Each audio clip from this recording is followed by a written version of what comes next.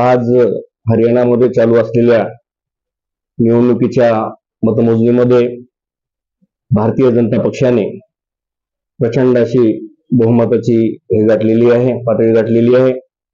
जवळपास 90 पैकी 50 जागा मध्ये आज भारतीय जनता पार्टी पुढे चाललेली आहे. यावरून हे सिद्ध होते आज पुन्हा एकदा भारतातील सर्व जनतेचा आपले लाडके पंतप्रधान आदरणीय नरेंद्रजी भाई मोदी यांच्यावर संपूर्ण विश्वास आहे. आज सर्व लोकांनी हिंदुत्व हे मान्य केलेले आहे. आज हिंदुत्वाची जीत झालेली आहे. मागच्या काळामध्ये आपण कालपर्यंत पाहत होतो की भाजपची पिछाडी होत आहे, काँग्रेस आघाडीवर आहे.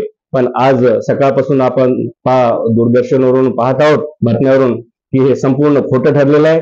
आणि पुनश्च एकदा भारतीय जनता पक्षाने हरियाणामध्ये आपल्या विजयाची हॅट्रिक साधली आहे.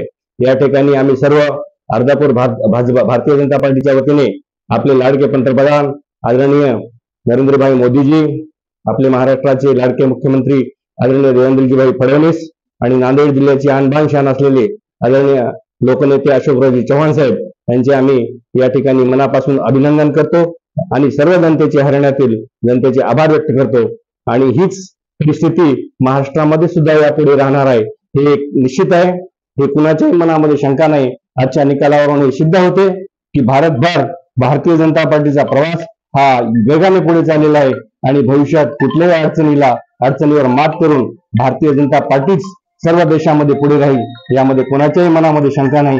या ठिकाणी पुनश्च एकदा मी आपले लाडके पंतप्रधान आदरणीय नरेंद्रजीभाई मोदीजी, आपले लाडके उपमुख्यमंत्री देवेंद्रजी फडणवीस साहेब आणि आपले आदरणीय अशोकरावजी चव्हाण साहेब यांचे या ठिकाणी मी मनापासून आभार व्यक्त करतो.